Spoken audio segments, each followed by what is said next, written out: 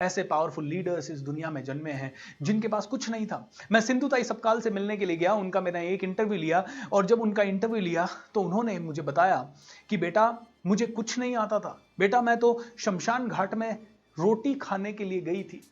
Okay, मैं वहां जाके इसलिए रहती थी क्योंकि मुझे पता था वहां पे कोई नहीं आएगा मुझसे मिलने के लिए, मुझे वहां पे कोई नहीं सताएगा। मैं 18-19 साल की एक बच्ची थी और मेरे 2 बच्चे थे। मेरी एक बच्ची मेरे गोद में थी बेटा, मेरी पहली बेटी मेरी गोद में थी। मैं क्या करती? बोली जब मैं पूना में पहली बार आई तो मेरे को ये लगा कि मुझे कुछ तो करना है और मुझे अनाथ बच्चों की हेल्प करनी है। मैं जब रेलवे स्टेशन पे भीख मांगती थी तो एक रात को मैं मरने चली थी बेटा, एक रात को मैं मरने चली थी और जब मैं मरने जा रही थी तो मैंने देखा एक भिखारी रो रहा था और जब वो रो रहा था तो मैं उससे पूछी क्यों रो रहा है?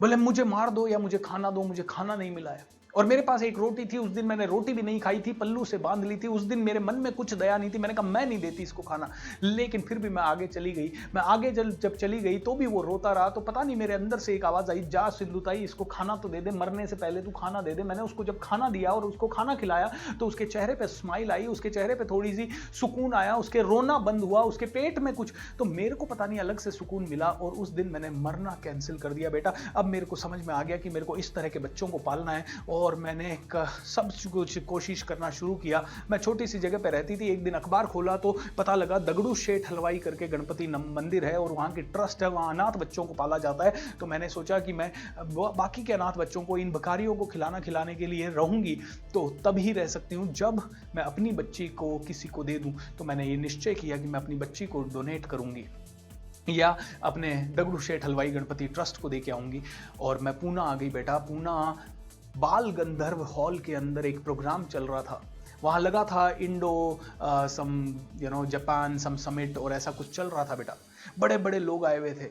उधर झांसी की रानी का पुतला है, उधर मेरे सर पे एक गठरी थी, फटी हुई मेरी धोती थी, वो मैंने उधर रखी और मेरे अंदर से एक आवाज आई कि मुझे इसके अंदर जाना है। मैं जब अंदर गई तो मुझे लोगों ने रोक लिया, मैं बाहर बैठ गई, मैं बहुत परेशान हुई और मैं वापस से जाने लगी। लेकिन अंदर से एक आवाज आई, सिंधुताई ये झांसी की रानी का पुतला है, इस झांसी की रानी ने लड़ाई की है, इस झांसी की रानी ने अपने अधिकारों के लिए लड़ाई की है, तू कैसे हार सकती है? मैं दूसरे गेट से अंदर गई तो मुझे वहां पे भी किसी सुरक्षा वाले ने रोका। अब मेरा माइंड में क्लैरिटी थी कि मुझे अंदर जाना है, अब वो कैसे रोक सकता है? मैंने उसको बोला मुझे अंदर जाना है क्योंकि मेरा पति अंदर है, उसको बुलाना है अभी का अभी, घर में कुछ अर्जेंट कुछ हो गया है। बोला नहीं नहीं मैं आपको नहीं जाने दे सकती। अरे तुम नहीं जाने दे सकते तो मैं बाहर से चिल्ला दी, अरे मामा चिल्लाना मत, अंदर जाने जा, एक काम कर चुपचाप से जा और चुपचाप से लेके आ जा।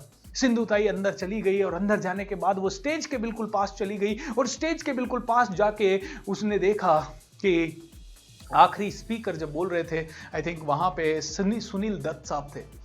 बोले आखिरी स्पीकर जब बोल रहे थे तो मैंने उनसे रिक्वेस्ट की मुझे भी स्टेज पे जाके कुछ कहने दो, मुझे भी स्टेज पे जाके कुछ कहने दो।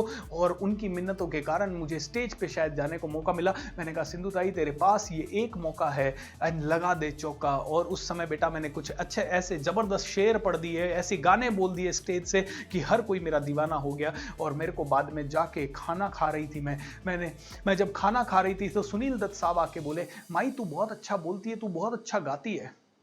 सुनील दत्त साहब को मैं तो जानती नहीं थी उस समय। मैंने कहा खाना खाने दो बाबा। फिर एक दगड़ू शेठ हलवाई जी वहां पे आए कि आप कौन है? मैं दगड़ू शेठ हलवाई हूं बाबा, आपको देखने के लिए, आपको मिलने के लिए तो मैं आई हूं। दोस्तों जब माइंड क्लियर हो जाता है तो सब कुछ हो जाता है, क्योंकि यू आर द गॉड। जब आप डिसाइड करते हो तो पूरा ब्रह्मांड हिलने